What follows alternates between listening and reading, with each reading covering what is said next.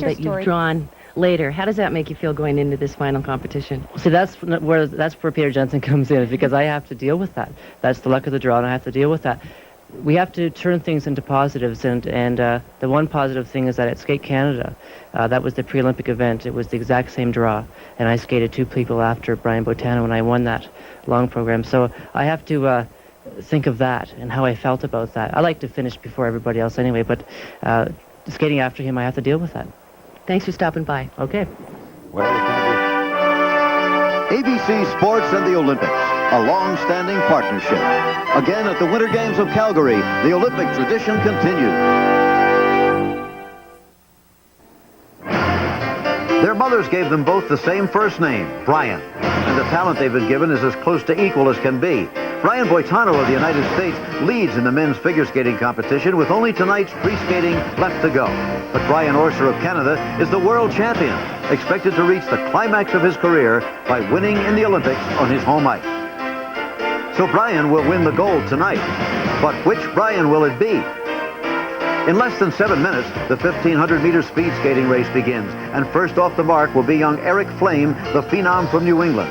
He's narrowly missed a medal in 2 events, but has a realistic chance tonight to win one for the USA.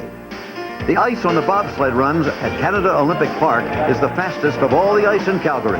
Today, the 2-man competition began, and among the drivers was Prince Albert of Monaco, with no princely perks today, just his talent and courage as he competes with the best in the world.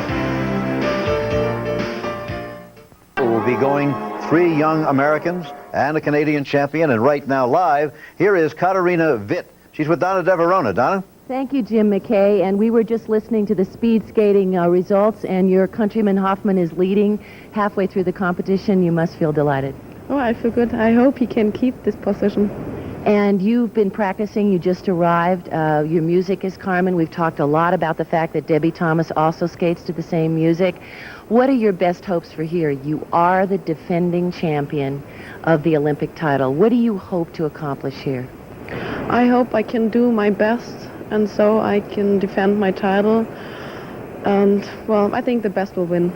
And you're going to go to the World Championships after, and then no more Katarina Witt. We're not going to get to see you skate anymore. Is that true?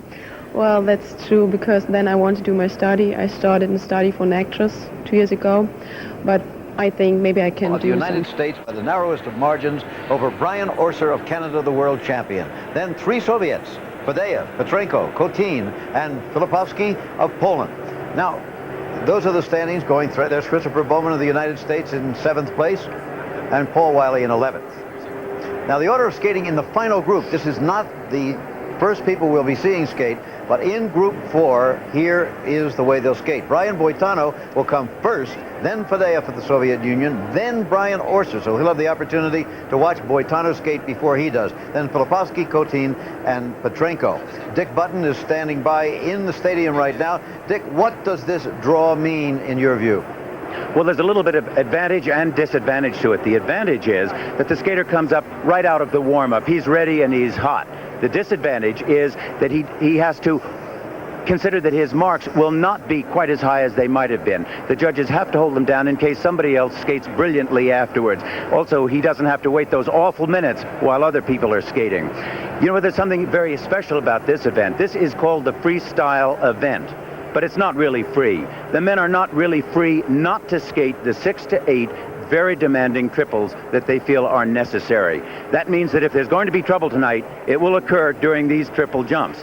Some of the skaters, however, will be able to rise above it and give us a performance. And between the 2 Brians, the one that gives us the best performance will win this event, and with it the gold medal. Now remember, there are certain special characteristics about the 3 top skaters. Let's take a look. Boitano, Orser. Brian Boitano is a fine technician with an imposing and impressive style. He performs a complicated military program with many moods and sections. He must go all out to win the gold tonight. He simply cannot hold back. Brian Orser is a superb jumper and spinner.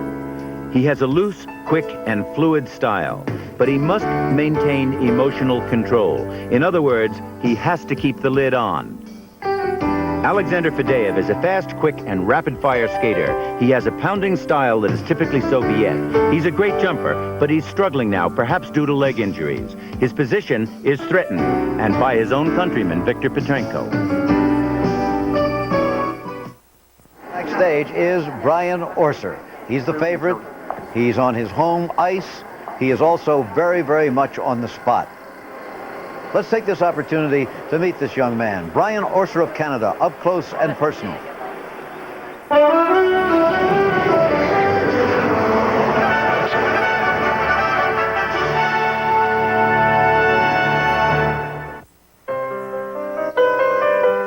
I've always been a small-town person, so the peacefulness of Wylie has been ideal for me. Orillia, Ontario is Brian Orser's hometown, and it's peaceful mostly, but that doesn't mean it's totally lacking in action.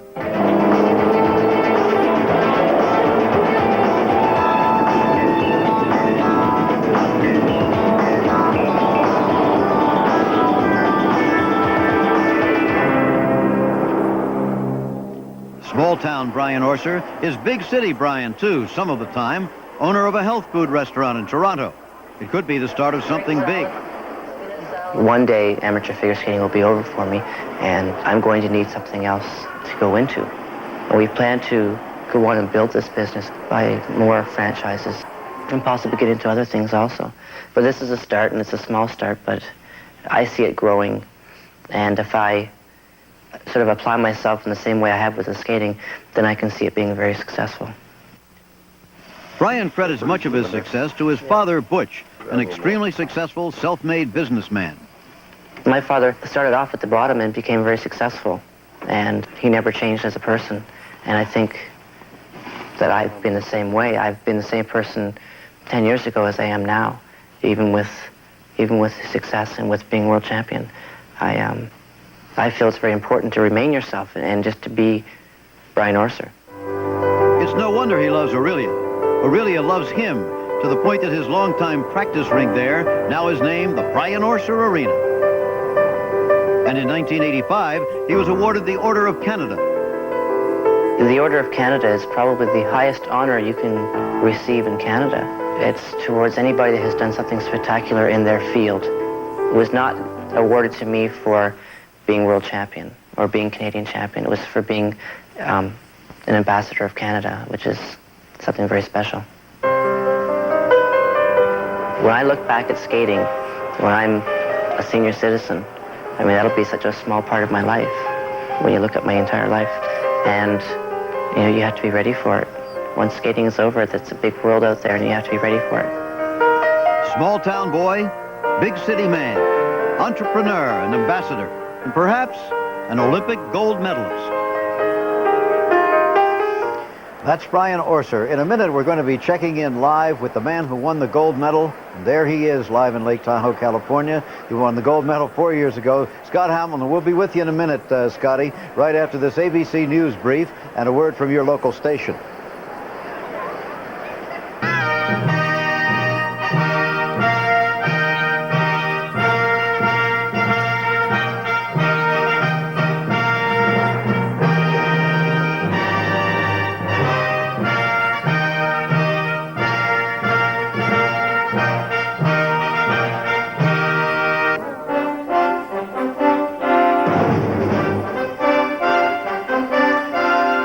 Where is he now?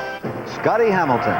You remember him? 5'3", 110 pounds, out of Bowling Green, Ohio. Young man who had Good known much position. illness Look at how straight the as back a child, grew into a champion. Well, today he's skating professionally. He recently starred in an exhibition with other Olympians in Paris, which you saw on ABC's Wide World of Sports. But what matter? What matter? But this was the scene in Sarajevo. And there he is as he skates today.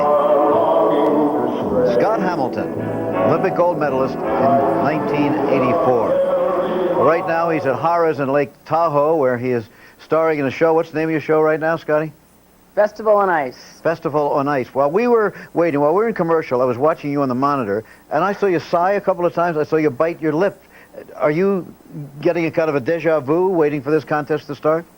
Well, these guys are my friends, you know. It's just, I'm nervous for them. I just hope they skate their best tonight. And I'm nervous about being on all this TV with you guys. All the Yeah, coverage. that'll be the day that you're nervous about being on TV. Let me ask you, how do you think this thing is going to happen tonight? What do you, You know, it sounds like a cop-out, but whoever skates the best is going to win. You know, Brian Well. skates first, Brian Boitano, and Brian Orser skates after, and usually Brian Orser likes skating first better. He likes only thinking about his performance, and when he skates after other skaters, sometimes the nerves can creep in. So it's going to be a fight. It's going to be a real good fight, and Boitano is the most consistent skater in the world, and Orser's got a lot of hometown excitement behind him, so it's going to be a great evening. well, again, on the psychological front, which interests me very much, Brian Orser, of course, has his own sports psychologist who travels with him. He does this simulated arena business and that sort of thing in practice, whereas Brian Boitano said, look, for me, that would be a waste of time. What was it for you?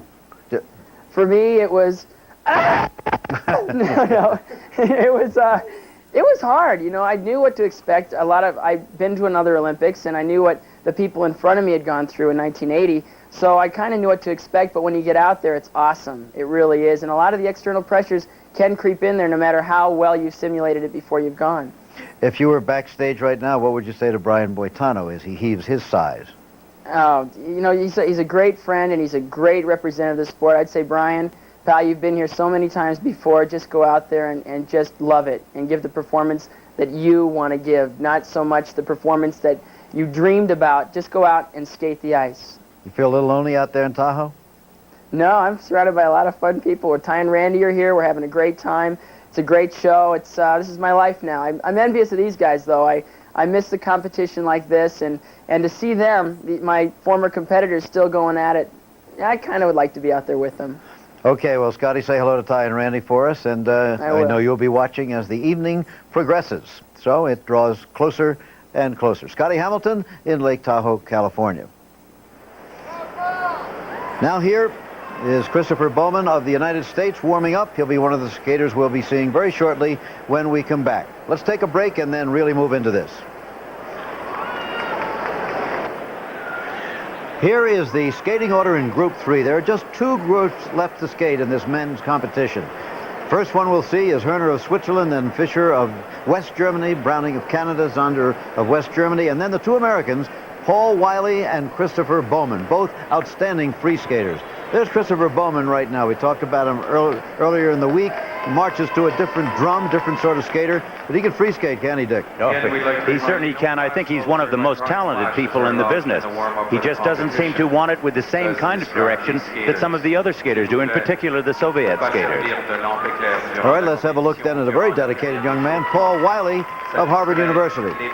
He is extraordinary. I've never seen such superb positions on any skater. It's just magnificent the way his back is straight up and down when he lands, and the spinning positions that he gets. It's extraordinary.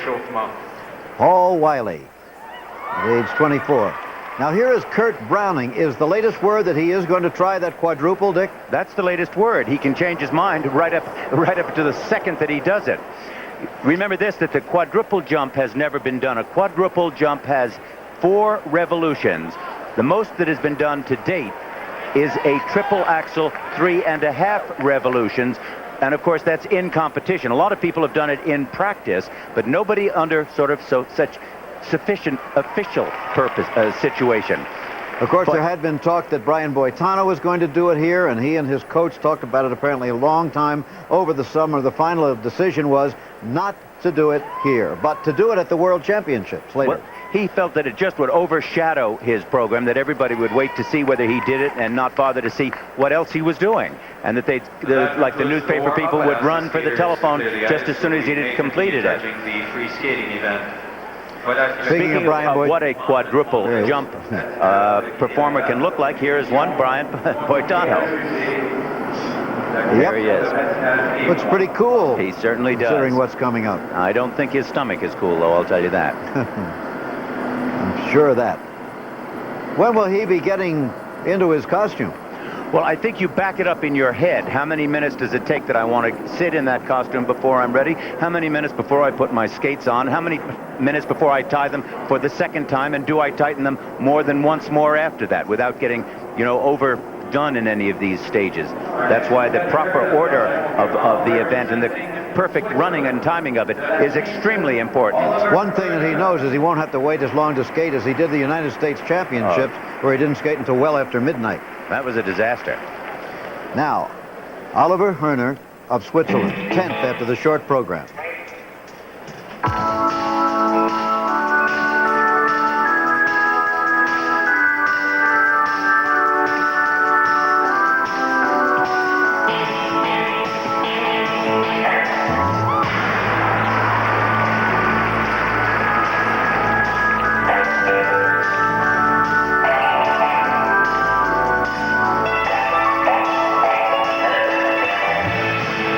Incidentally, are double jumps. You can see that there aren't as many revolutions as in the triples.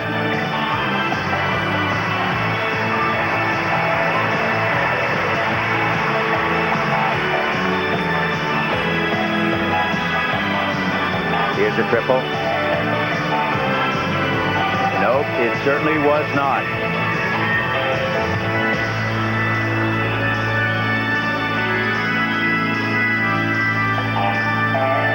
This young man has been 8-time Swiss champion. He's only 21 years old.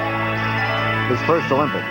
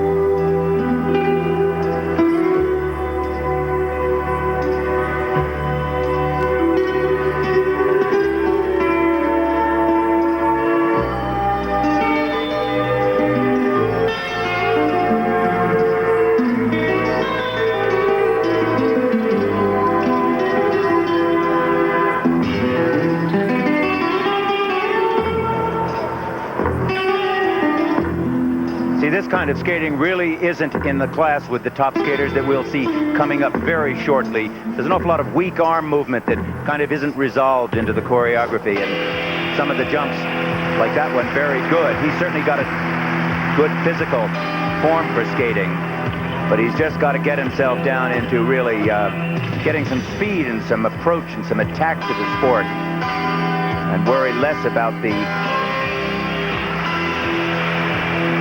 some of the superficial choreography. But I think watching this young man, watching closely, will give you watching at home a basis for comparison to see just how very good the later skaters are.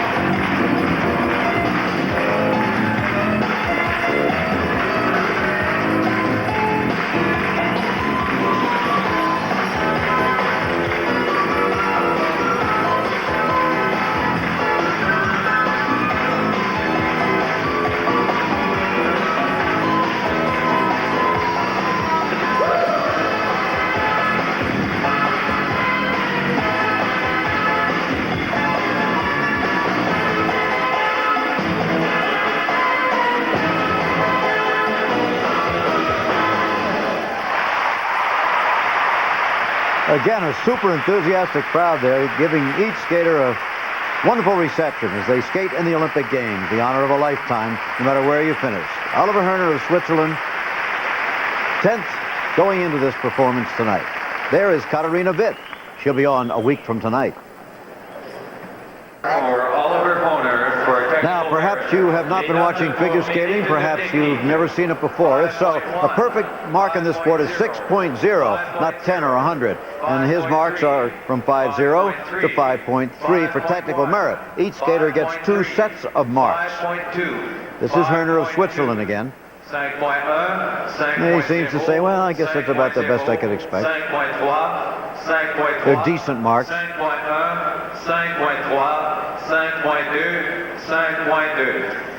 Marks being given in French and English. Second set for artistic impression. The first, as you saw, was for technical merit. This for the artistry.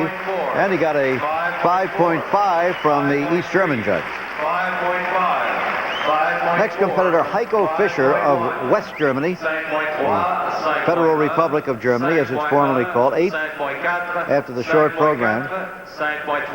27 years old. He's been around for a while. 4-time West German champion. 10th at Sarajevo 4 years ago. Had a lot of bad luck. He had a groin injury, and in 1987, last year, he missed European and the World Championships.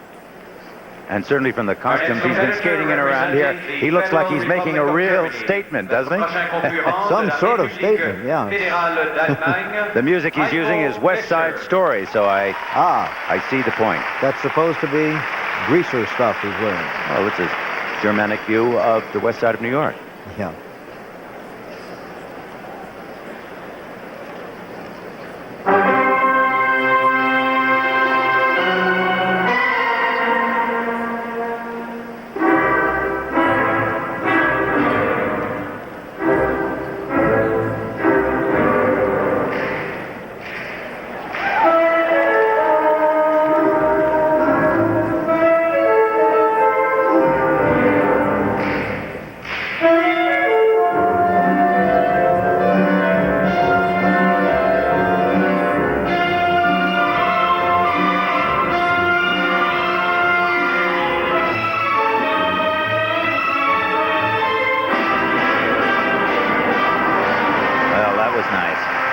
Triple Lutz jump.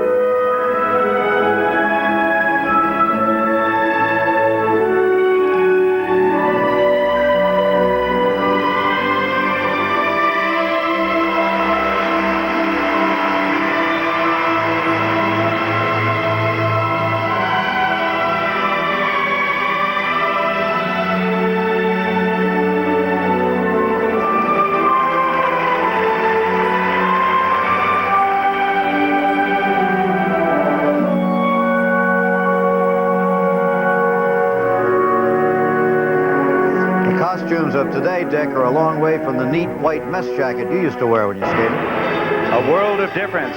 You know, his particular style is really very careful. He's a gallant kind of skater, very precise and very controlled.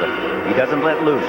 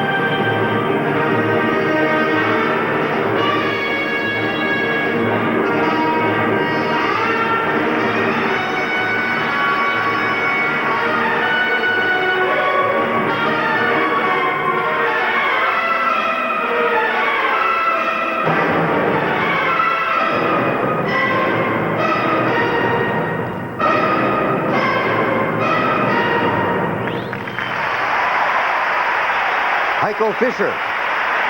Certainly a very precise performance, wasn't it? Yes. Very careful. He took his time to do each of those moves, and he presented them. He did not have the attack or the speed or the flair that either the Soviet or I think the top American and Canadian skaters have. There's Debbie Thomas, who a week from tonight will be trying to wrest the Olympic crown from Katharina Witt of East Germany. She just came back yesterday, Debbie, was in the opening ceremony, then went home and practiced in Colorado, and then came back again. That is Chris Bowman. You just about see him stomping around backstage. His moment will strike, right? He's waiting. We'll be back for it. 5.4. The first set of marks for Heiko Fischer of Germany. As you see, 5 4s and 5 5s. 1 5 2 for the Japanese judge, however. Remember, Jim, the technical merit mark is really what he has done. The technique, the difficult triple jumps, the spins, those elements, as well as how well he did them. It'll be interesting to see what they give him for artistic impression with that unusual performance, really. Well, some liked it, some didn't. They're all very nice and steady marks. They keep him in the right range. They did not rise him up. Had he gone at that with attack and power and great technique, I think he would have gotten much higher marks. All right, now quadruple jumps have been tried, but never successfully landed in competition. Kurt Browning here of Canada, the scheduled heir apparent to Brian Orser, is supposed to be, he has said he's going to try one tonight. As you said, Dick, he doesn't have to. He could change his mind right in the middle of things. Well, you know, he's a wonderful talent. And he's very loose and fluid, and I think he's on top of it here. My bet is he'll probably go for it. He really has nothing to lose. He's in 9th place coming to this. That's right, and the difficulty of moving up is very hard, at least moving up appreciably. But he will certainly get a name for himself if he completes it.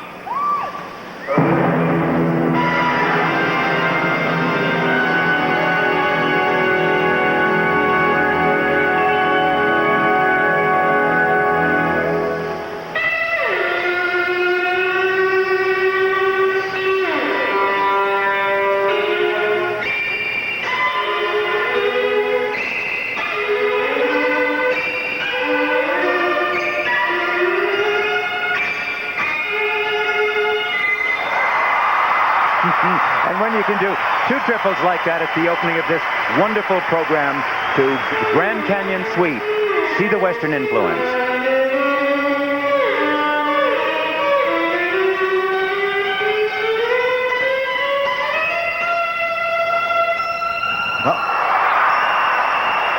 Well, he landed it. He didn't fall.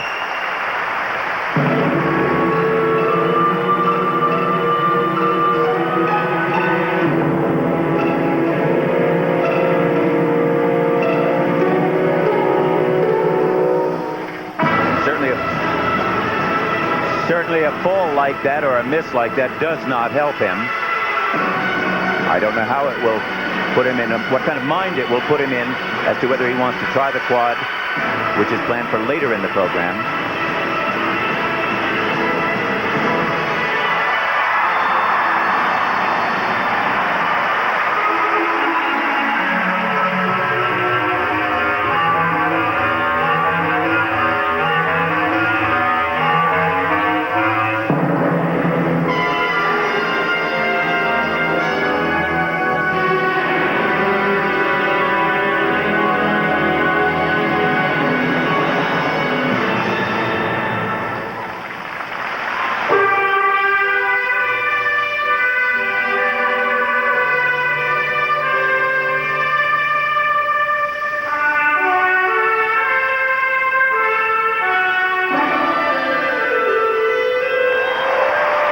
Triple loop. Now I think if he's going to do it, it will be this next jump.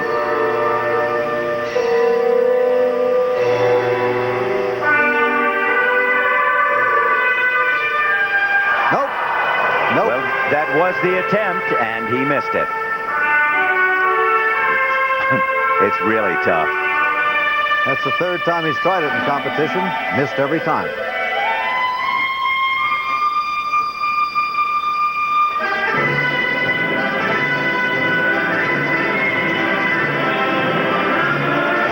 seem that long ago that Dick Button was the first human ever to complete a triple of any kind. Thank you, Jim. That's true.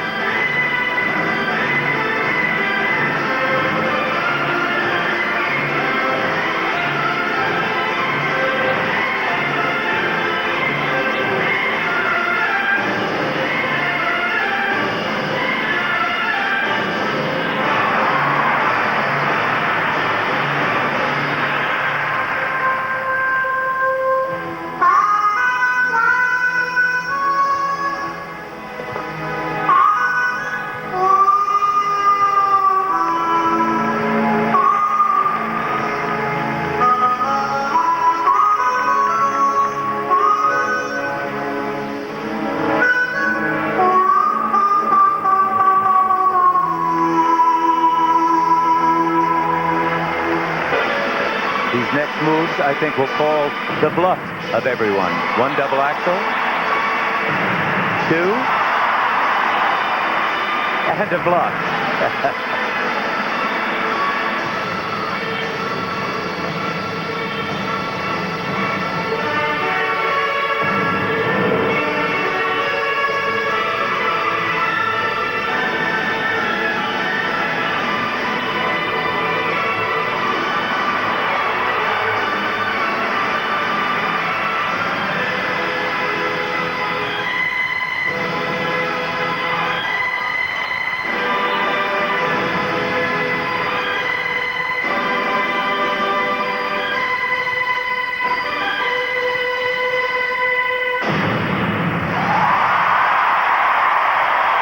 So he missed the quadruple jump, but they love him in Calgary anyway.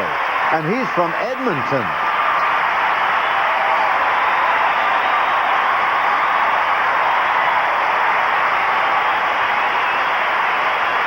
Normally, Edmonton and Calgary don't get along, but tonight they're just Canadians. Here's the missed quad, Dick. Now watch the outside edge. Now watch the toe pick and count the turns. There's 1, 2, 3, and 4, and he's not out. Unfortunate. I think maybe if he'd had a little more power on it, he might have been able to pull it off. We'll be back. Well, the missed quad doesn't seem to have hurt his marks for technical merit. The crowd likes him from 5.5 to a 5.7. Well, he did quite a lot of difficult technique there. You know, he's really a very talented skater.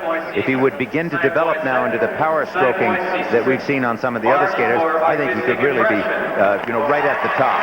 He's only 21 years old. He'll be 25 for the next Olympics, which should be right. The artistic impression marks, well, fine. 5.5s and 5.6s across the board. 5.5,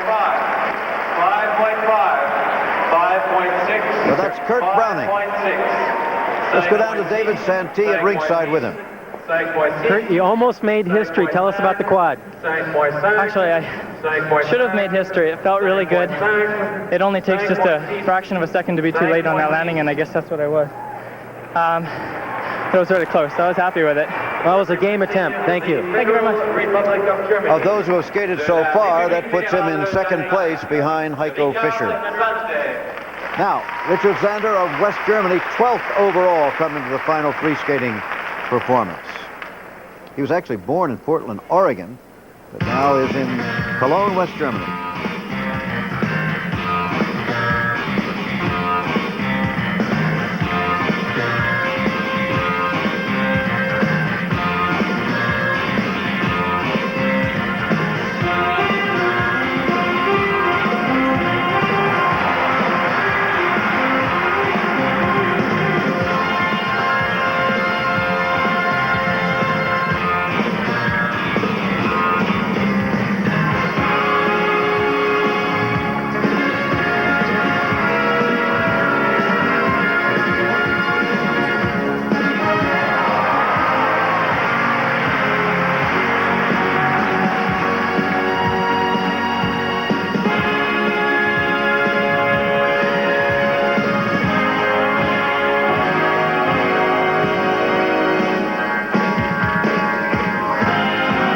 Richard Zander was born in Portland, Oregon, and he really grew up in Los Angeles.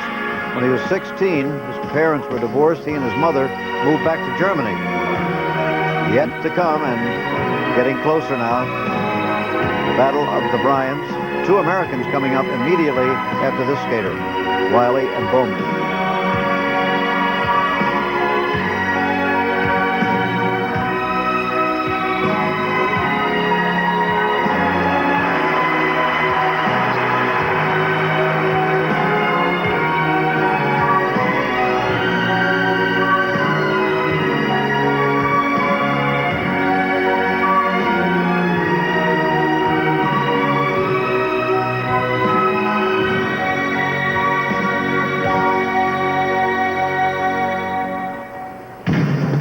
Zander could have skated for either West Germany or the United States. I don't think he would have had as much luck in the United States, where the depth of skating talent seems to be much broader.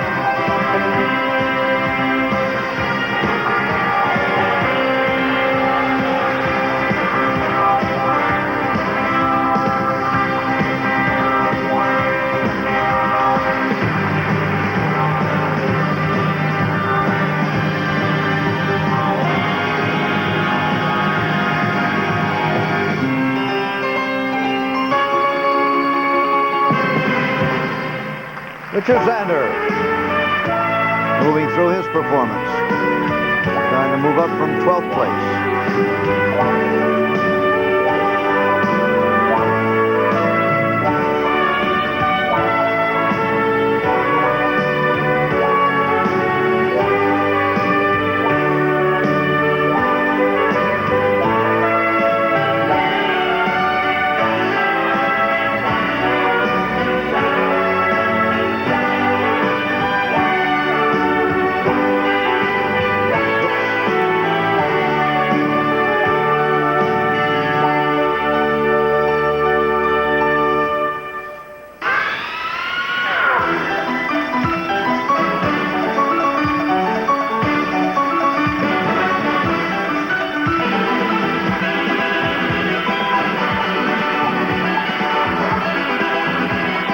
It was interesting, Jim, that while he was 9th after the compulsory figures, he dropped to 17th in the short program.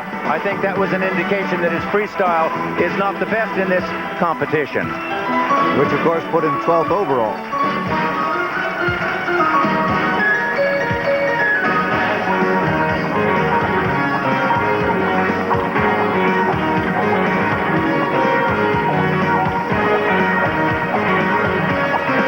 Can't say I'm crazy about the music.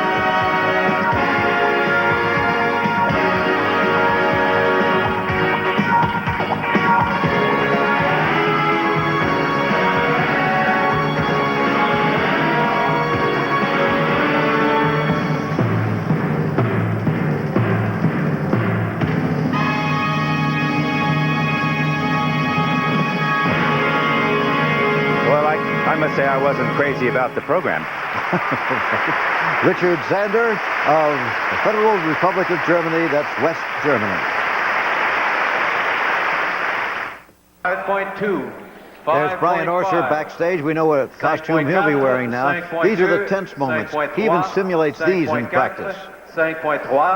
Now, Paul Wylie of the United States. The marks for Zander of West Germany, 5.2 to 5.6 technical, 5.1 to 5.5 for artistic impression. But if you want to see an artistic impression, there should be one coming up right now. Paul Wylie, 11th overall, but he can free skate. There are his parents, BL and Bob. Bob and BL left to right. Wylie really has a fabulous technique. He's precise, bird-like, very light touch.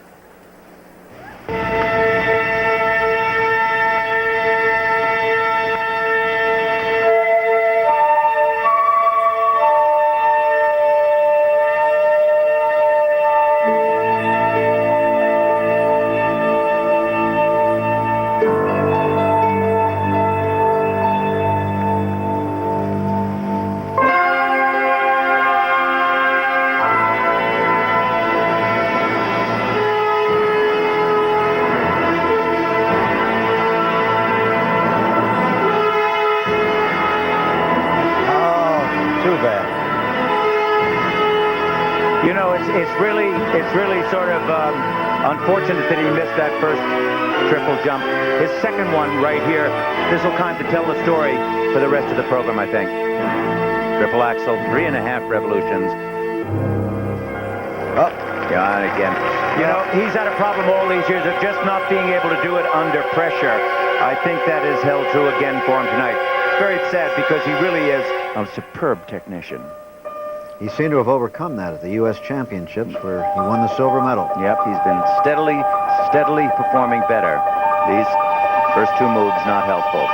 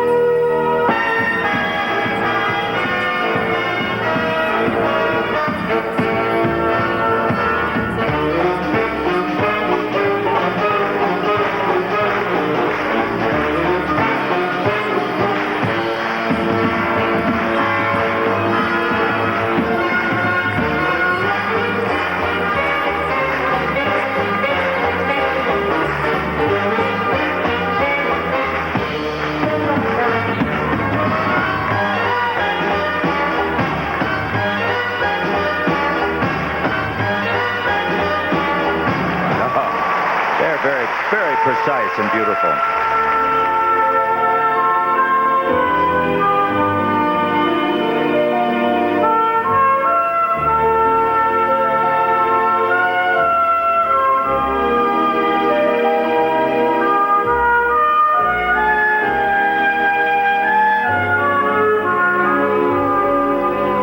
Look at this move, lead right into this camel spin.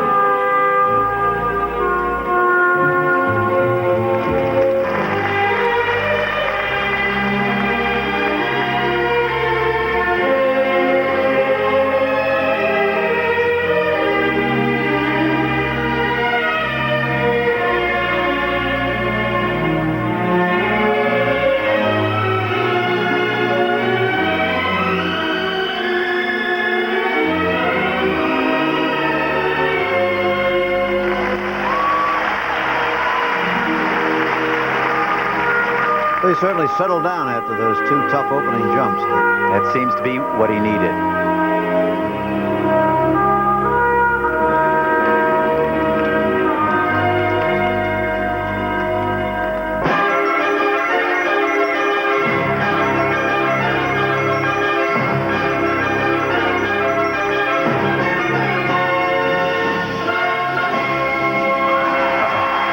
See how clean and neat these are. They're really wonderful. It's a great credit to him, you know, that he can suffer those falls and still come back and skate so superbly.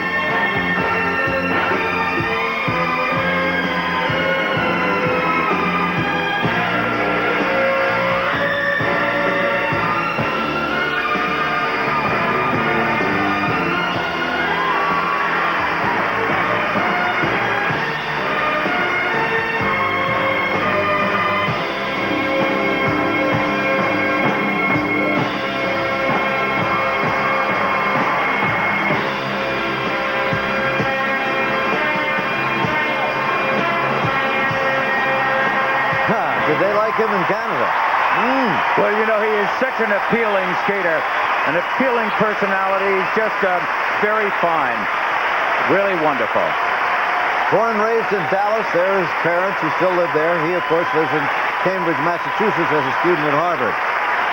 Well, they were happy with that performance. Here's Brian Boitano backstage. Both he and Orser have gone to their epaulets for this performance. They're a hug for his choreographer, Sandra Bezic, who, by the way, is a Canadian. It'll be soon. Technical merit marks there. Interesting that the American judge gave him a 5.4. The Soviet judge gave him a 5.7. I think that the technique was marvelous. The two falls obviously hurt him in those programs. But look at this in the artistic compression. Now you see, those are considerably higher. Very good. Those are his coaches, Evie and Mary Scottfold. 5.6. That puts him in third place among those who have skated so far. Let's go to David. Paul, were you looking past the triple flip to the triple axel? I think maybe so, David. I was really nervous backstage. I had to wait 5 skaters and my mouth was glued shut. So I don't know, those things also had a factor. But I never missed that thing. That was a strong recovery. Nice job.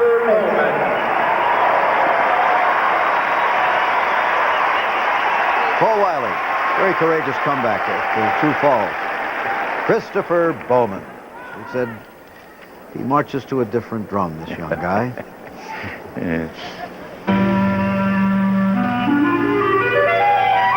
Very Hollywood-like in every way.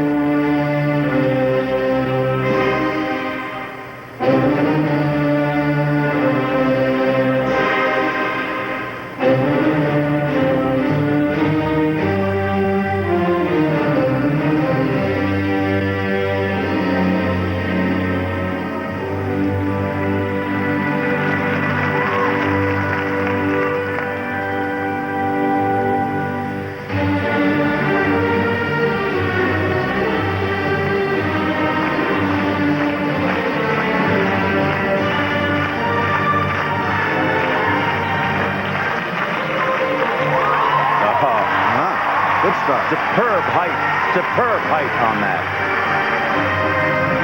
Trying to move up from 7th place.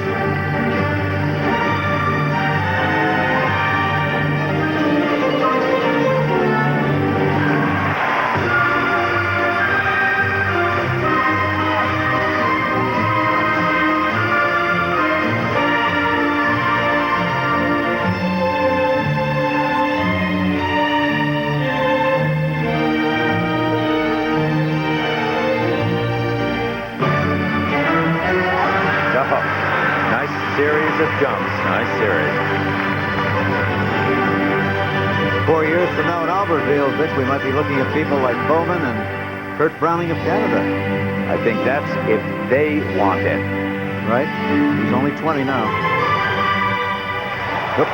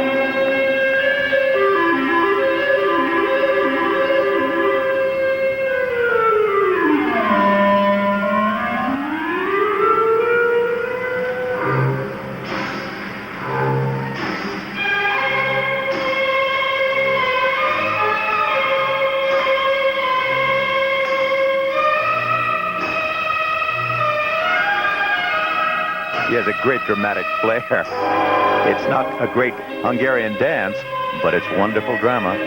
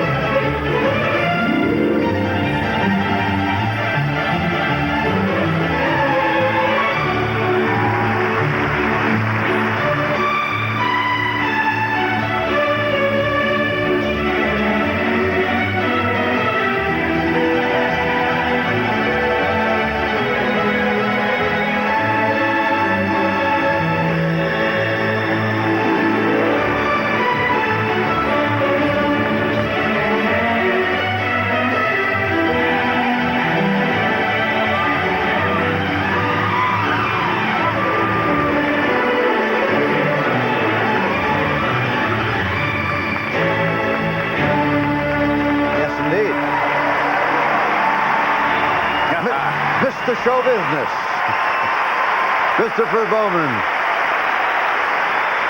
He was an actor when he was 6 months old in commercials. He knows what to do with an audience. He's acting it up right now, isn't he? Yeah. Stars and Stripes for the kid from L.A.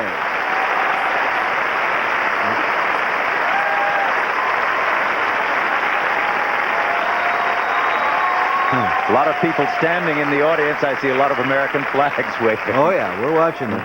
He really does have flair, doesn't he? Yes, he does. Coming over for his marks now. Nowadays, 24 years from now, as you say, it's a question of whether he really wants it badly enough, isn't it? Well, he hasn't shown that.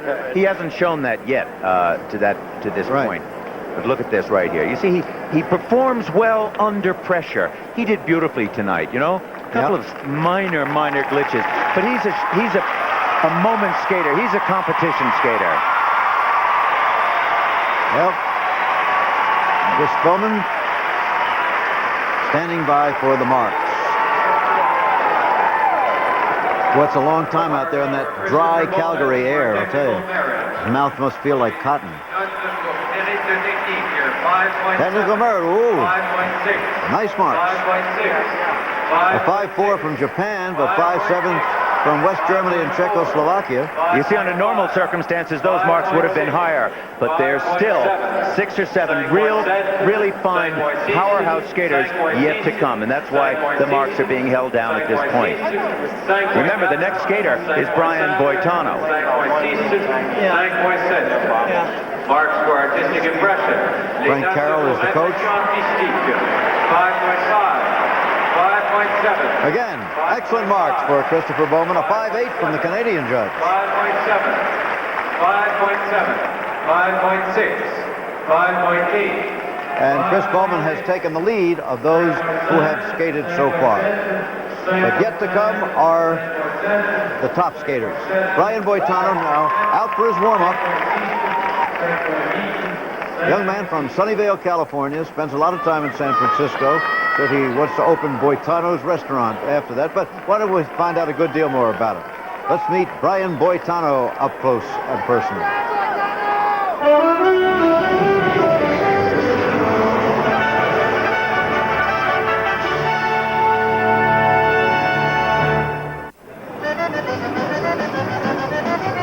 I'm interested in cooking. I love eating, of course. Who doesn't love eating?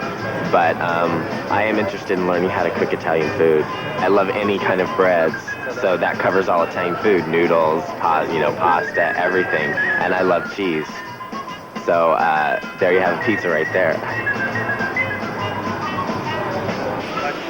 I've wanted to open a restaurant for about 3 years now. My favorite thing to do with friends is to go out to dinner and have a nice dinner. And the ambiance is really important to me. And so whenever I couldn't find a good restaurant to go out and take my friends to, I'd say, God, why don't they fix the lights, or why don't they have a different color table? And so that's actually how I got started thinking about the restaurant business. Brian has a love affair with the city of San Francisco. That's where he lives, in an apartment, and where he'd like his restaurant to be. One of my most favorite places to go in San Francisco is on the lawn in front of Ghirardelli Square, because you can lay there and watch people. I love watching people. And there's the water right there. You can see Alcatraz. You can see the Golden Gate Bridge. The Golden Gate Bridge is one of my favorite places. The larger-than-life size of it is so attractive to me. The other thing is I've always been attracted to is Alcatraz. Trying to visualize what really happened in Alcatraz is just something that always interests me.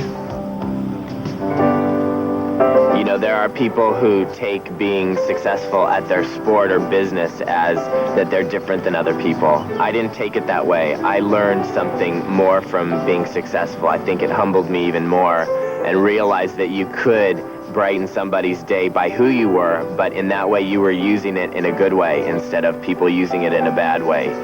To Mark. Brian is a young man of some depth.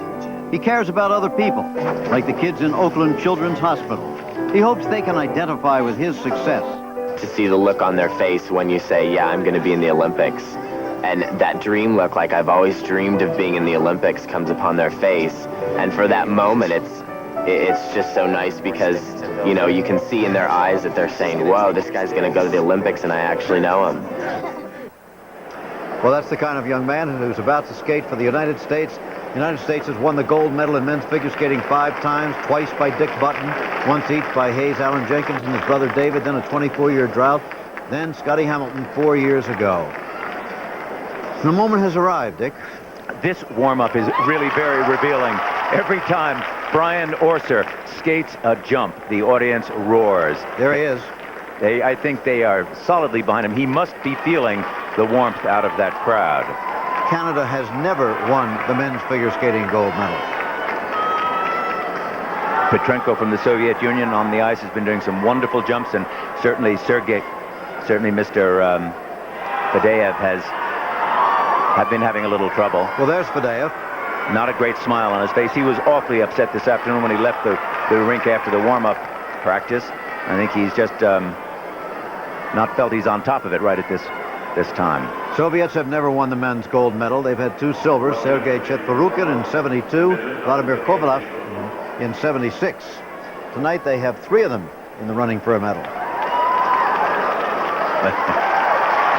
Now watch the applause. By the way, the interesting thing at the short program was that both of these men skated totally different programs. One a jazz program, one a 19th century romantic ballet.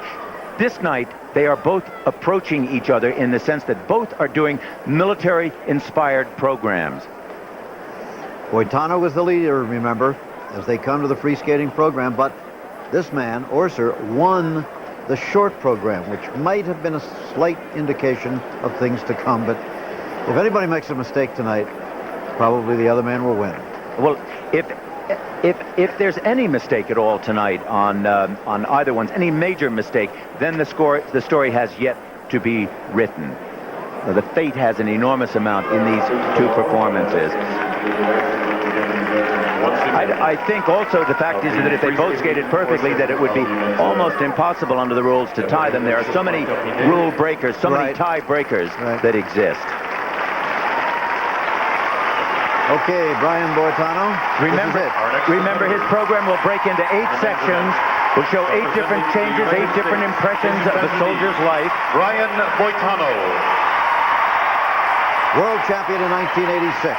Lost that title to Brian Orser in 1997. And now they meet for the big one.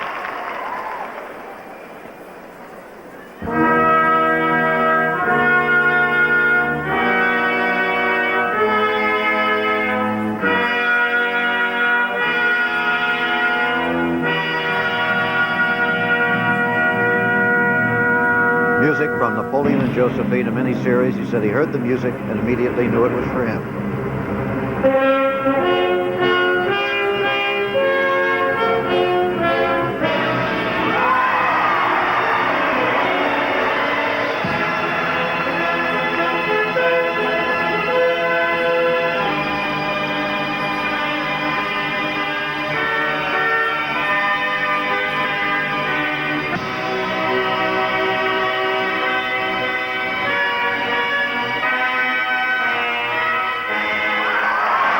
Clean as a whistle.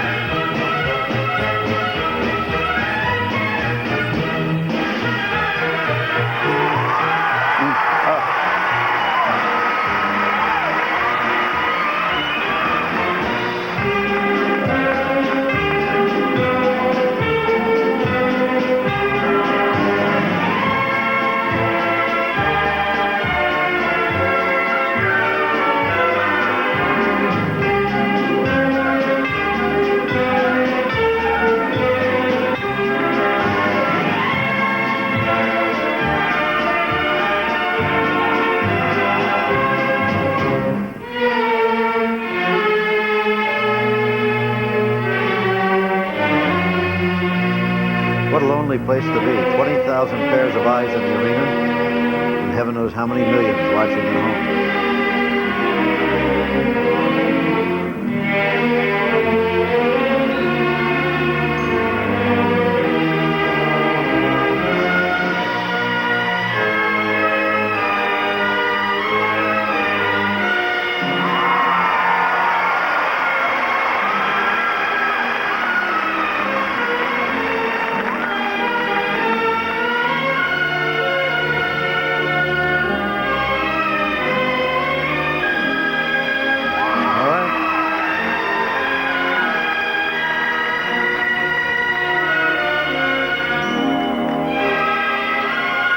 This spread eagle worth the equivalent of any triple jump.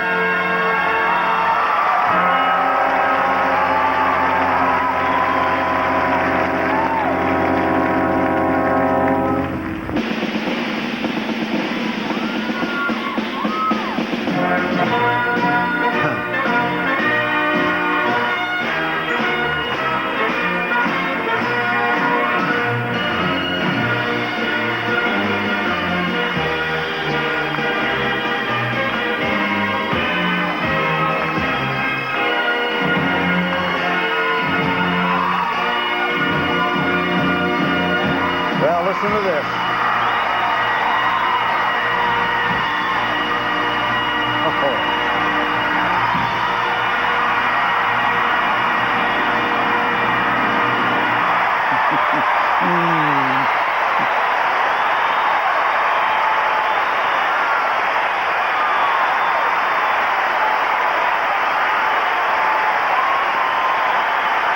Everything he had was in that.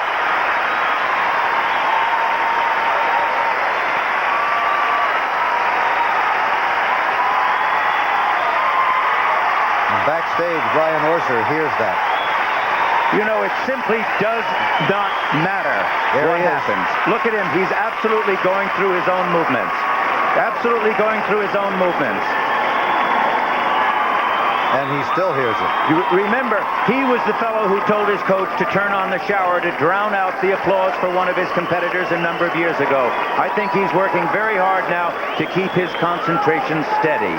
Well, now, Dick, it appears from looking at Brian Boitano that he thinks he skated the performance of his life. I think he did. I do, too. There was only one slight glitch, and that was a 2-foot landing that isn't even worth commenting on. He was brilliant. Just wonderful. You know, he must be very, very proud of himself at this point. It was under control, was beautifully done. Just beautifully done. That's what makes the Olympics special. You must do it on the given day or not at all. There he is with Linda Lever, his coach, on the right. Oh, boy. Well, there's still room on top, but 1, 2, 3, 4, 5 nines. I think the important thing is who gave him the 5/8. Right. Japan, East Germany, West Germany, and Canada. Again, it doesn't matter whether they're 5/8 or 5/9. It's how they rate Orser, who has yet to skate. Absolutely. These marks again, 5/8 and 5/7 from Denmark. I frankly thought that was a beautifully choreographed, very creative program. Interesting, just all the way through. It was first rate. Let's go down to David quickly. Brian, doing a program as difficult as that must have been like walking through a minefield. I was trying so hard to just take one thing at a time and really not get excited about each thing that I landed. I could have gotten excited about that first jump because I was nervous, but I knew I had to do everything and keep total control of the program, so that's why I didn't break until the end. Now you'll get to watch and wait. Yeah. Well, the judges left themselves room on top for Orser. Now here is Fadeev, former world champion. Alexander Fadeev of the Soviet Union, led after the school figures. Third now, not known as a powerful free skater.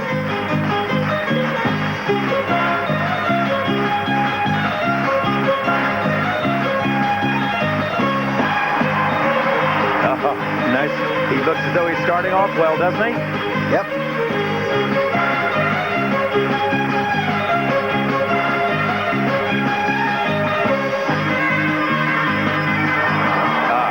Well, that tells you the story for Mr. Fadeev. Now Now he is pursued in the standings here by two other Soviet skaters. That'll be interesting.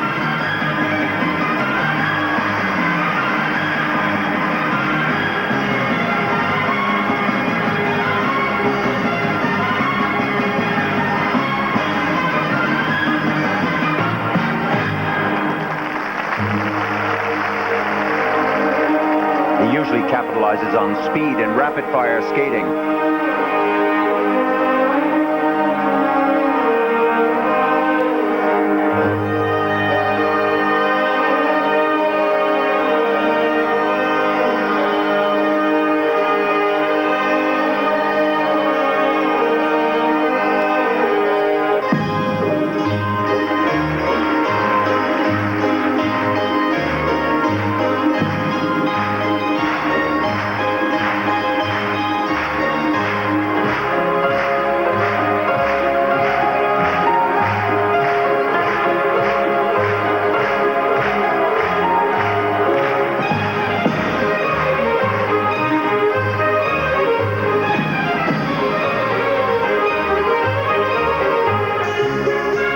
Of the 9 judges, remember, gave Brian Boitano 5.9.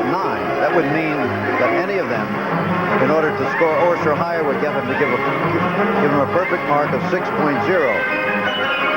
which should mean that Orser has to be perfect in their opinion. That's on the technical merit marks.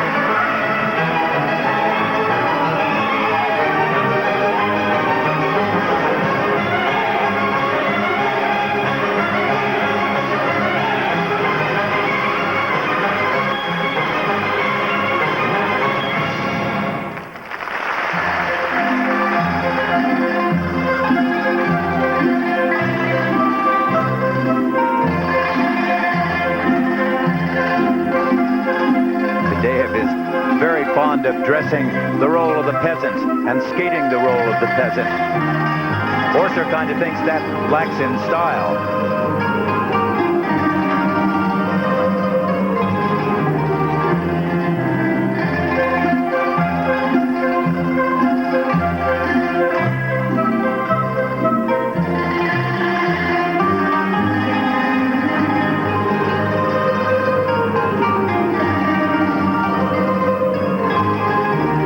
The jumper he used to be. He's been bothered by leg injuries and muscle pulls for a couple of years.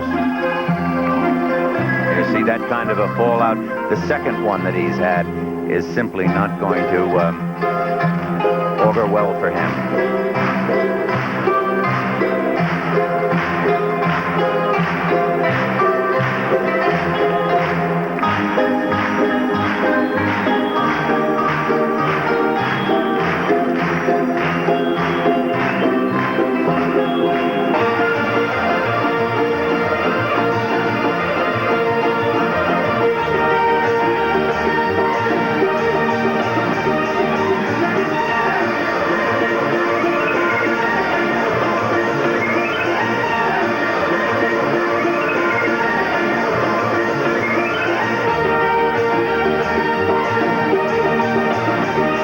An open up out of a jump.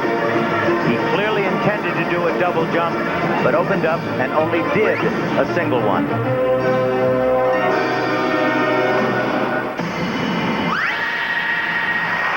Alexander Fadeev of the Soviet Union. There's Brian Orser. The moment is upon him. The marks for technical merit for Alexander Fadeev, all 5.7 straight across the board. He's with his coach, Sergei Volkov, the first Soviet skater to win a world title. World men's title. Right. So there's a 5.9 for artistic impression from the Swiss judge and the Czech judge. Who, interestingly enough, gave a 5.8 to Boitano. Yeah. Well, now, here's the man, Brian Orser. At the moment, the standings show Boitano first, Fadeev second, and Bowman of the U.S. third. But this is the man of the moment in his native country of Canada. If he skates brilliantly tonight, it will show that he has completely overcome the fears and nervousness he's had in the past. Kind of unusual to see him shaking his fist there as he went out to begin the performance.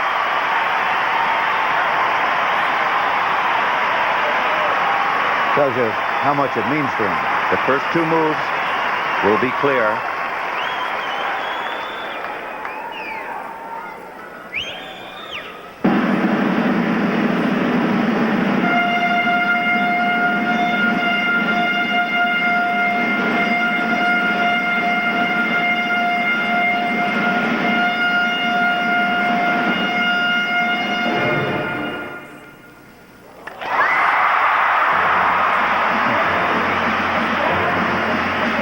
Brilliant triple Lutz.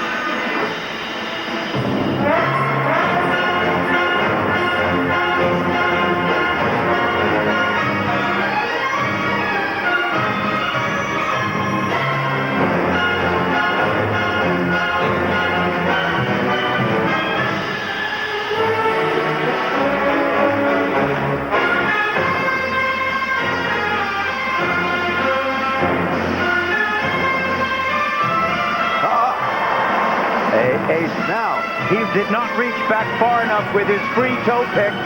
Could that cause that? Could that be the difference? But everything else, brilliant. I don't think that will make a difference.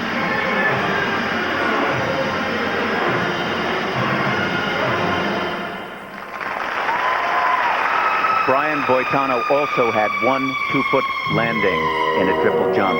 This was not a major mistake in the overall perspective of the situation.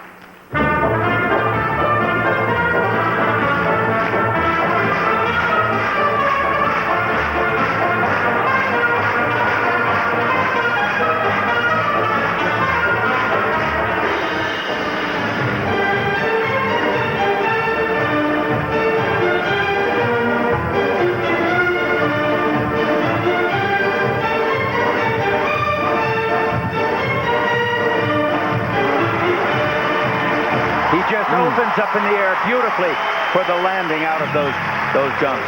Superlative.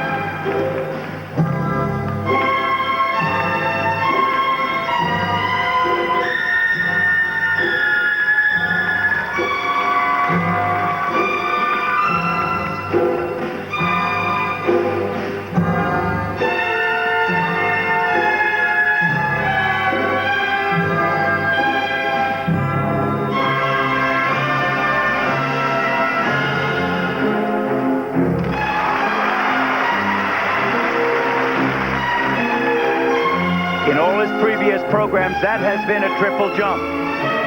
He did a double one tonight. It was intended to be double. It was not an opened up triple jump.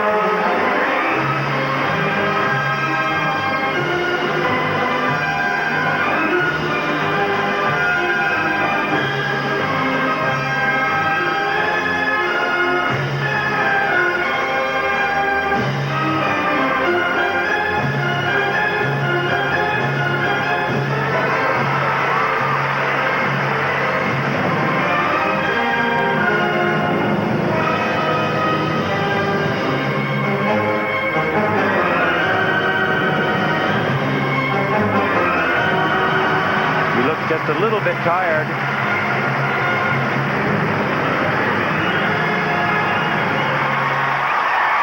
this Canada's first Olympic men's figure skating champion?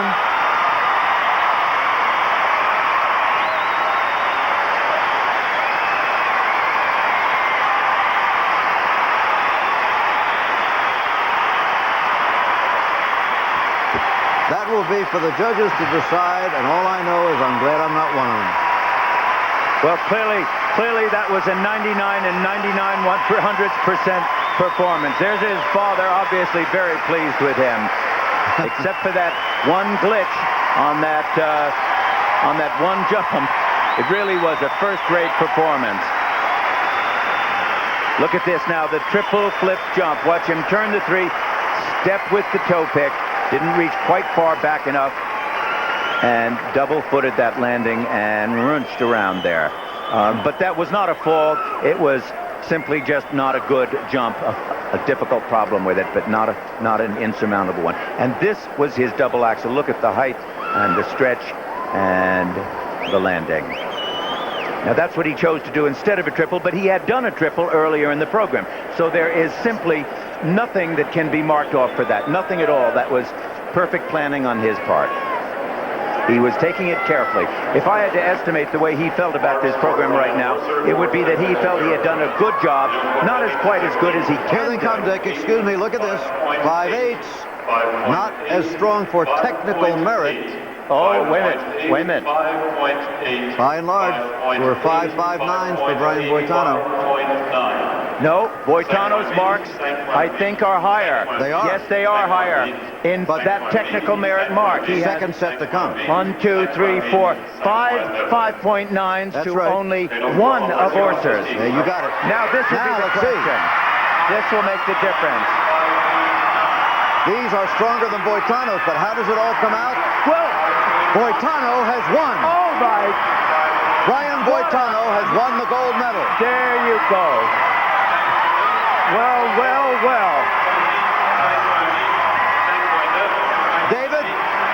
David Boitano has won.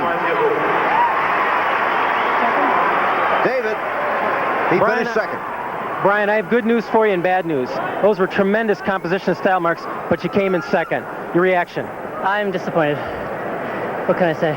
With the awesome pressure that you were under, what went through your mind in the triple flip? Just to stay on my feet, I knew that in order to win, I had to stay on my feet and not have any falls at all. What about the second triple axel, which was a double axel? Did you plan that beforehand, or that just happened? I knew at the time I was feeling a little bit tired.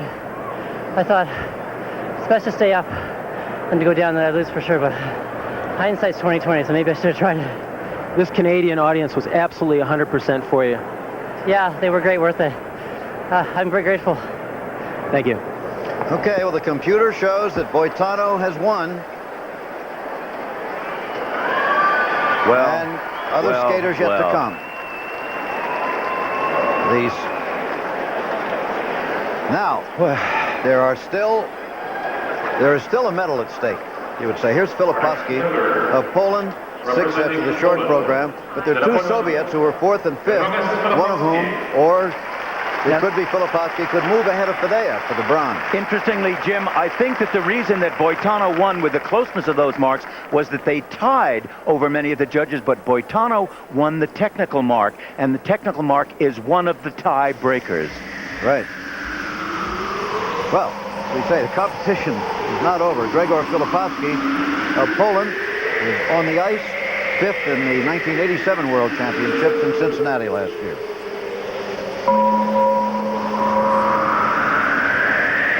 He's the young man who was coming to the United States to train, thought he was going to Rochester, New York, got the wrong plane, ended up in Rochester, Minnesota, and darn if he didn't stay there, and he's been there ever since training.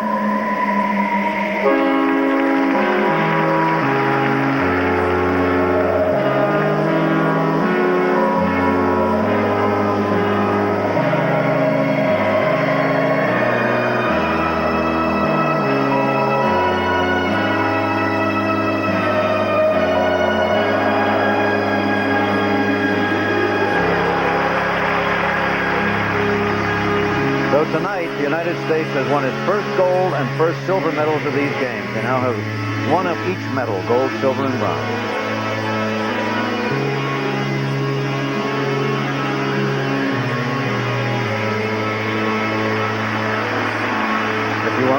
silver was won by Eric Flames in speed skating.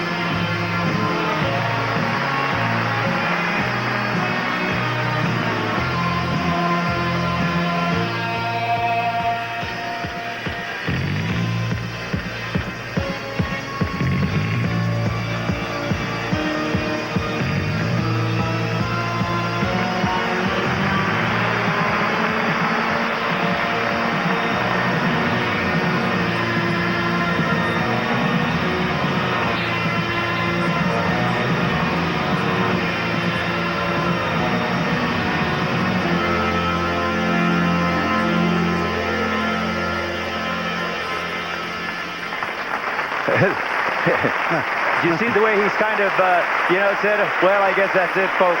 I guess it's impossible for anyone to come out and skate after those two performances, which were so brilliant. And Filipowski, it just doesn't have the elegance or the overall look to it. Seemed to be what he was saying. Okay, more skating to come after this message and a word from your local station.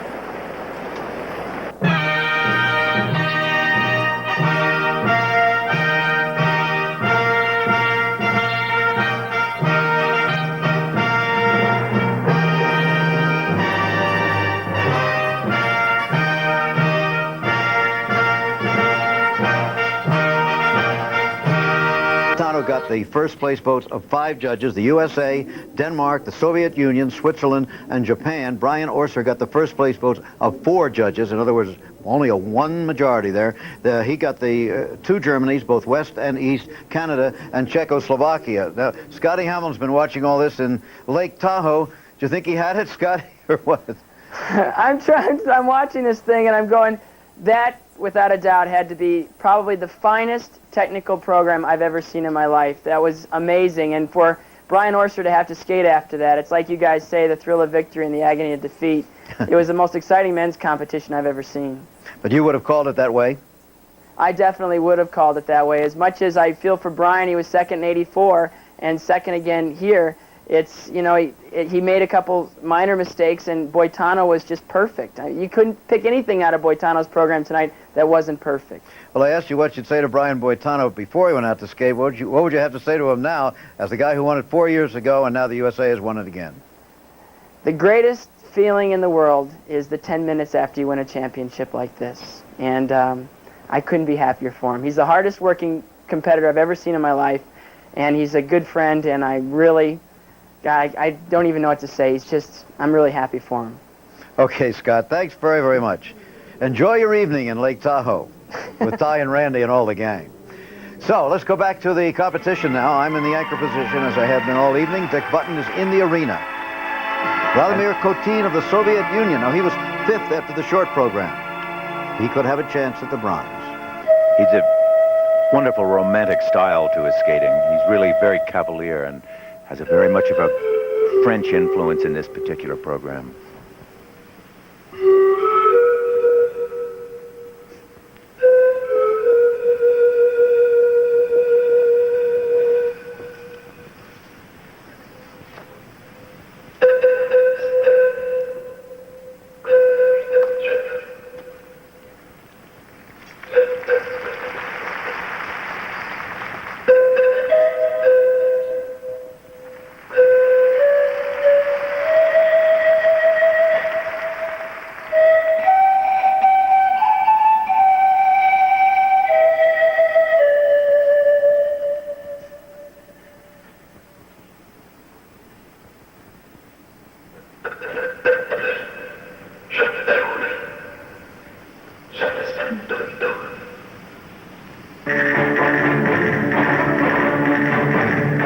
Brilliant interpretation.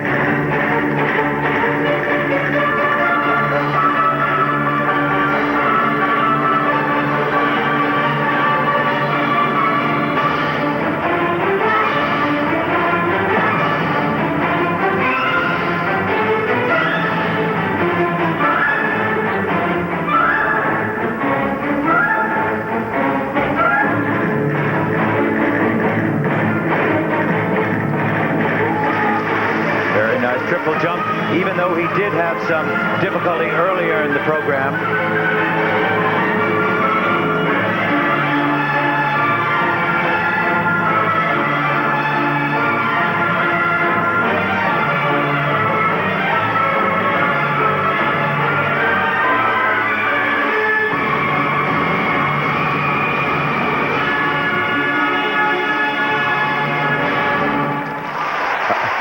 A great, you know, he has a wonderful kind of flair, very much in the style of the 19th century romantic poet Lord Byron might have been. He's kind of Byronic, isn't he? Yes, he is. Vladimir Kotin. We'll be back after these messages and a word from your local station. On the ice is the final skater of this Olympic competition, Viktor Petrenko, a Soviet teenager. He's only 18 years old, but please note that he was 4th coming into this final performance. His countryman, Fadeev, did not skate well this evening. Conceivably, he could move up to get a bronze medal here and stamp himself as one of the stars of the future. Jim, he is skating phenomenally. Brilliant is the word for it. Backstage, they're preparing for the medal awards. Brian Boitano, the United States, it appears, has won. Oh, look at these jumps, these triple jumps, the back positions, the open palms to the air. He's a very mature skater.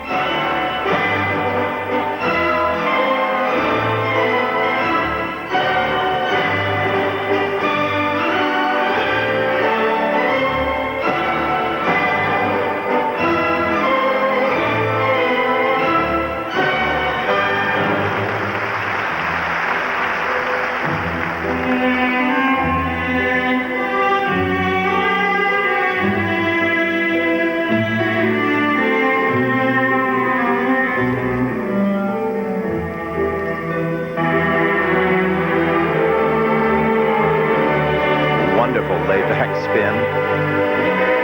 The only man to perform it here.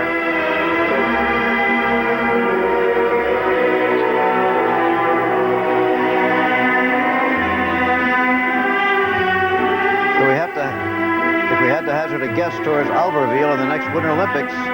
Could be Bowman of the U.S., Browning of Canada, Petrenko of the Soviet Union fighting it out. As you said, if they all want it bad enough. Well, I see strength and power and great promise in this young man.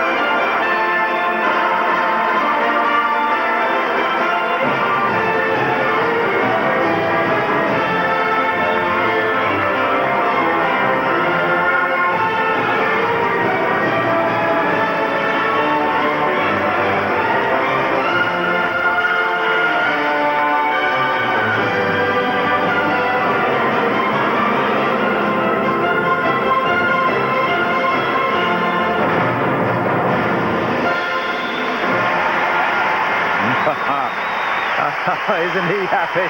Oh, brother. Okay. You know, that was the same music, Don Quixote, that John Curry skated to in the 1976 Olympics at Innsbruck. You remember that, Jim? Yes, I do. Not as mature a program, but awfully good. Well, we'll see if he can win the bronze medal, and of course the award ceremony's coming up.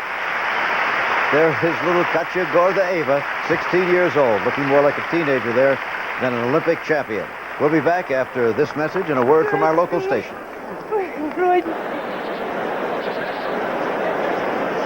On tape, the artistic impression marks of Viktor Petrenko and the reaction of him and his coach, Galina Zmievskaya. I don't know which of the two was the happier because he'd done it. Petrenko has moved ahead of his teammate, the former world champion Fadeev, will win the bronze medal behind Brian Boitano of the United States and Brian Orser of Canada. And there's Boitano being congratulated by Paul Wylie, who and just Dorothy moved out. Hamill. Dorothy Hamill, too. Yes, sir. Let's see who else is here. I'm glad you were here. Oh, I told you I wouldn't miss it. There's Dorothy in the check dress.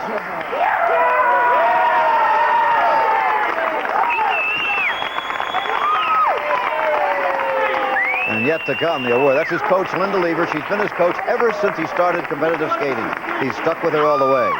And Sandra Besic, who really choreographed these programs that carried him right to the top. What a moment. So, Dick, what's your reaction to the whole thing? Well, I will tell you something. I really am just very, very pleased because both of them really skated almost perfectly. Each of them made just the slightest of slightest glitches. I think the fact that probably the reason why Orser came in second was twofold. Number one, he made a more visible mistake in one jump. And secondly of all, I think that his energy level was just slightly down on it. At any rate, the marks were so close that it was a tiebreaker between two judges that did it for him. The tiebreaker, incidentally, was the Danish judge and the Swiss judge. At least that's the way I got it on my marks. But, you know, anyway, it was wonderful skating, and wasn't Petrenko wonderful? And so was Christopher Bowman. You know, I just get really, I just feel terrific when I see skating on this level. I get the feeling you like your sport. Oh, I love it. I love it when it's great, and I suffer with it when it's not so great, when it's mediocre. I've noticed that for the last 26 years. Thank you. Dick Button in the arena. We're waiting for the award ceremony. You know, we did not see the second run of the bobsled. We'll be giving you that result before we leave the air, and we'll have an interview with Brian Boitano, of course. The final standings, and it's official, Brian Boitano of the United States has won the gold medal in men's figure skating. Right now is Jack Whitaker, a man of well-chosen words. You have a few for us, Jack? Well, the emotion's so heavy here, Jim, it's hard to get your thoughts together. This the biggest confrontation of this game so far, and it started 4 years ago back in Sarajevo. I think the artistry in this sport has to be disguising the athleticism with style and grace and elegance. And what we had here tonight, of course, was an athletic artist and an artistic athlete. Both of them were excellent, and they put the pressure in the end right on the judges. Now, it's easier to solve the riddle of the Sphinx than to plumb the mind of a figure skating judge, but I think they did a marvelous job tonight. The only way I could improve on the decision would be to cut this gold medal in half and give one each to each of the Bryans. It was a marvelous and tremendous moment here, and right now, the Saddle Dome is about to explode once more. It has become an historic place now. The Calgary Flames won't recognize it when they get home. And now with the man who won the gold medal, who wants to open a restaurant in San Francisco and thinks Alcatraz is a nifty place, here's David Santee. Thank you, Jack. Brian, win or lose, this was your finest hour. It just so happened that you also won. You know, all I really wanted to do when I came here, it was truthful, is skate my best. I didn't care what color medal I got. I just wanted to come here and do a great all-around competition. Also, I felt so much support from Americans that it was overwhelming, and I consider this medal a victory for all of America, and I want to thank all of America for so much support. It's your medal, too. You had to sit around and watch Brian afterward. What was going through your mind when he was on the ice? I didn't watch him. I went into the dressing room and just did my own thing, packed my bag and whatever, because I really had accomplished what I wanted to do. I really wanted to skate well, and I nailed it, and that's all I really wanted. That's all you can really want from yourself in such a high-pressure situation. Reflecting on the program, the first 2 minutes especially, there was a look of tremendous determination. The crucial part of the program was the opening 2 minutes. I knew that it would set the whole thing, and after the first jumps, after the first 3 jumps were nailed, I thought, geez, I'm skating so well. I'm just nailing it, but I just wanted to keep concentrating. I just wanted to keep going in my focus and keep the momentum of the program, because you never take anything for granted. Well, we'll be back with the medal ceremony. Right now, let's go to Jim McKay. Okay, we're going to stay on for that, and then come to you right after. Here come the medals.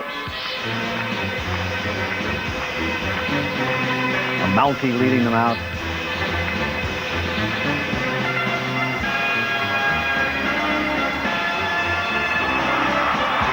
It divides a very attractive ceremony here, too. Costumes, the Mounties. That's what it looks like, Brian. Yours in a minute.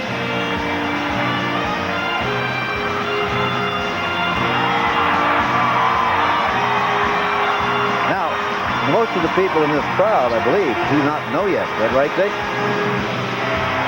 No scoreboard there to tell them. Yeah, that is... It's really a moment, isn't it, Jim?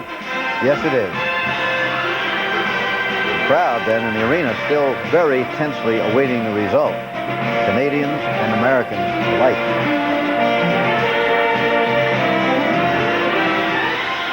Ruffles and flourishes. Brian Boitano, no doubt, gulping one more time. And both of them so deserving of a gold medal here, weren't they? Mesdames et messieurs, the gold medalist in the men's event. Dick Pound of the IOC on the left. From the United Here he comes. States. And now the crowd knows.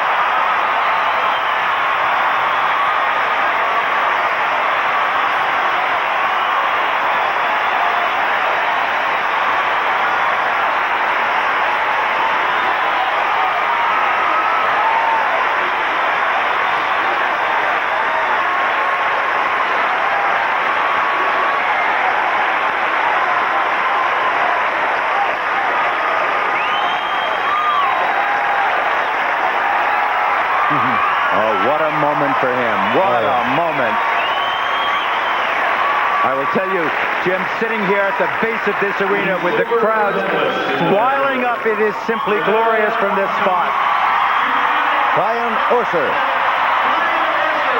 for the silver. And that's what his countrymen still think of him.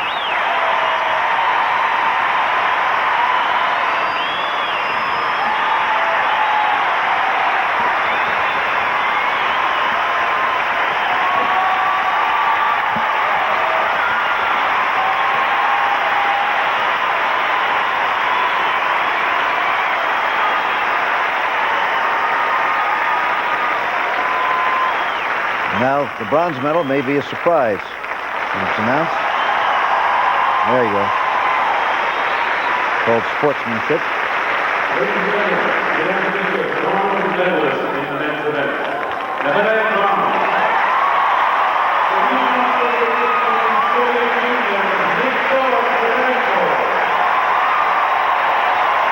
Petrenko, at age 18, has won an Olympic medal. Write the name down. 4 years from now in Albertville, France. He should be right there, along with Christopher Bowman. And again, look at little Katja Gordieva. She looks so much younger as a spectator than she does out on the ice, and she looks like a mature queen.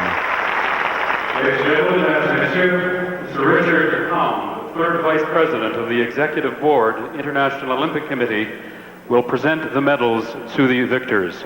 Troisième vice-président de la commission exécutive du Comité international olympique remettra les médailles aux vainqueurs. Steps forward.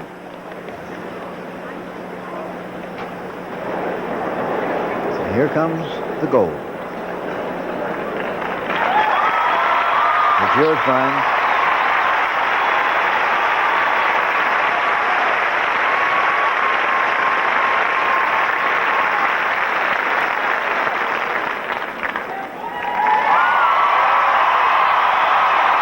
And it's just as loud for Brian Orser. Couldn't have been any closer. That competition.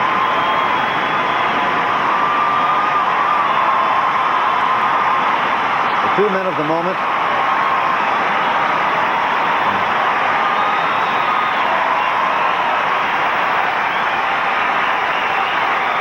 can see that filled him up a little bit, that reception. Two men of the moment and a man of the future, Viktor Petrenko, with the bronze medal.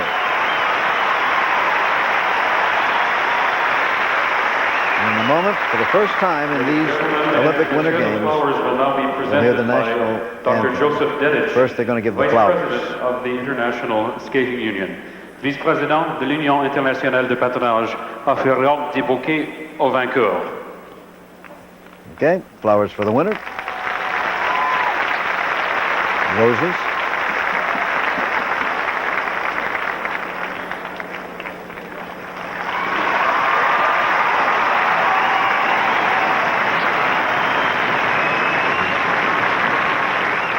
Silver, and for the bronze. Now everybody has the flowers. They won't last, but the medals will, and the memory. Please stand and share with these fine athletes their pride in their achievement. Veuillez vous lever et partager la fierté de ces athlètes. Ladies and gentlemen, mesdames et messieurs, the national anthem of the United States of America, l'hymne national des États-Unis.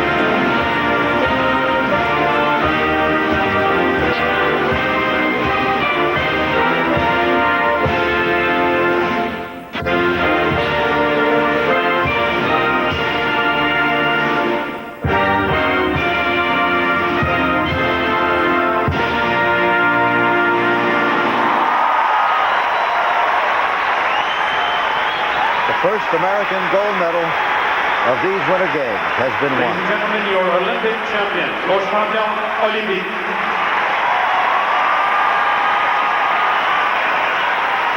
Debbie Thomas. Will it be her turn next Saturday night? She'll have to beat out Katarina Witt, the defending champion. If it is. There's Paul Wylie on the right.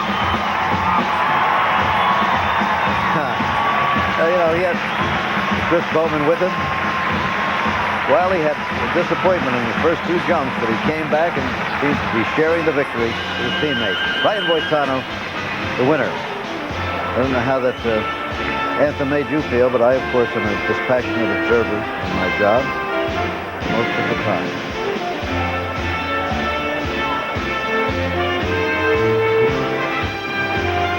marching off music, and they'll probably skate a victory lap for the crowd there in the arena. You know, Scott Hamilton in Lake Placid 8 years ago finished 5th. 4 years later, he won the gold medal. 4 years ago in Sarajevo, Brian Boitano finished 5th. And now he's won the gold. We'll be back in a minute. They behaved very well and skated so beautifully, but this says it all. This man gave it everything he had, and it was just enough.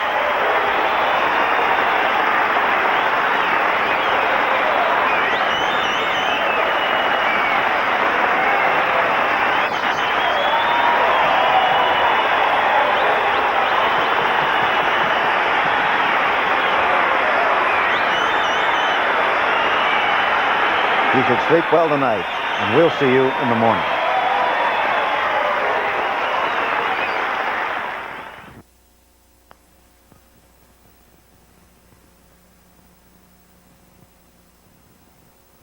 I think that my preparation for my Olympic program has been in the last 16 years.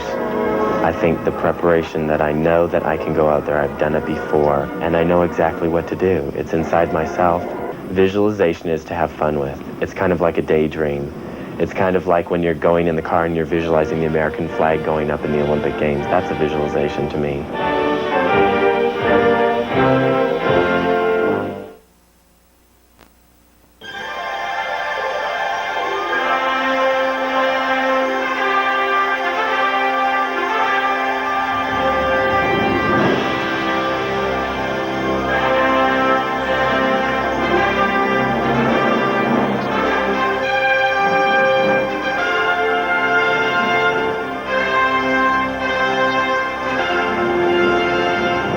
The 15th Olympic Winter Games continues.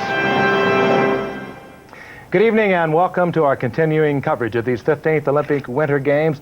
A gigantic day for the U.S. here in Calgary, and we were certainly delighted. I know you were. I'm Frank Gifford along with Kathy, and what can we say? We were riveted like you were if you were with us earlier as we watched the men's figure skating tonight. Frank, my stomach is still in knots, and every time they'd go up for a jump, I'd go up too. I think everybody gets so involved in this, and of course, everyone knows by now that the Battle of the Bryans is over. It came down to one judge's decision, basically, and we're going to talk about that a little later. But Brian Boitano of the U.S. did win America's first gold medal. A very good day for the U.S. because Eric Flame also won a silver medal in the men's 1,500-meter speed racing. So, excellent day. And as you put it, the only prince we've got didn't do too bad. The only prince we've got did great. He took a royal run, Prince Albert of Monaco, of course, down that bobsled run, and came in a very respectable 23rd place. Fine young man. He'll get a couple of more royal runs tomorrow in the two-man bobsled. And we think we have a good show coming your way tonight. We're going to preview the critical West Germany U.S. hockey game, critical for the U.S. if they are to make the medal round. And we're going to talk live to one of the stars of our team, Brian Leach. And we're going to preview the Super G. Now, that's a combination of the men's downhill and the giant slalom. The two favorites there are Pierman Zurbriggen, and you're going to meet Alberto Tomba of Italy. He's perhaps the hottest skier around. But the big story tonight, well, figure skating, Brian Boitano. And we have Brian Boitano with us. David Santee is down at the Saddle Dome with Brian, and I'm sure he has a lot to say about this. David? I'm here with the reigning Olympic champion, Brian Boitano, and his coach, Linda Lever. Brian, is that sunk in yet? I don't think it'll ever sink in. I'm still trying to get a hold of the fact that I was 86 world champion. I don't think it will ever, and I think that's part of the magic of it. I think I came here only expecting to hopefully skate as well as I could. I really truthfully didn't care so much about the medals. I didn't care about the color of it. I just wanted to come and prove to myself that under such extreme types of pressures I could really hold it together and do it, and that's all I wanted to do, and I did it. You knew going in that this was going to be the biggest moment in your skating career. As you stepped on the ice, what was going through your mind? When I stepped on the ice, it was hard because there was a voice talking to you saying, this is it, this is the Olympics. But the other voice said, just treat it like another competition. You know how to do it. You've done it millions of times. So it was kind of a fight. It was a tug of war. And thank God Linda was there because all I have to do is look at Linda and she knows what I'm thinking. And I just said to myself, take one thing at a time, and if you take one thing at a time, you know how to do everything, and it can't go wrong if you just do everything that you tell yourself to do. And it was a fight, and it was an exhausting fight. This whole week was exhausting. It was like no competition I've ever been at, no feeling that I've ever experienced. It was pressure at its ultimate, and I'm more proud of myself getting through it with, I think, the best all-around competition I've ever skated in my life than anything else. Linda, standing there on the side, you'd done all the work you could possibly do. What was going through your mind? I was actually very calm, and I trusted that he would be able to do it really well. I thought he was going to skate great. From the time he landed the first jump, then I really knew he was on. Congratulations, Olympic champion. Let's go back to Frank Gifford. Thank you very much, David. It was so close tonight. It's too bad they don't give 2 gold medals. All nationalism aside, let's take a look at the scoring of the judges. It was so close. Boitano getting 5 first place, Orser 4 first place. And interesting to note, Frank, that the U.S. coach, the U.S. judge picked, of course, Brian Boitano, and the Canadian judge picked, of course, Brian Orser. No politics at all. And neutralizing themselves, would you say? Yeah. It was a marvelous performance. If you missed it, we are going to give it to you in its entirety. The gold medal performance of Brian Boitano.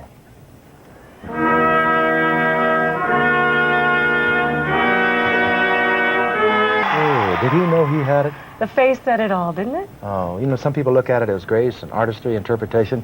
I look at him as one of the great athletes in the world. He is that. Absolutely. We have a couple of more great athletes will be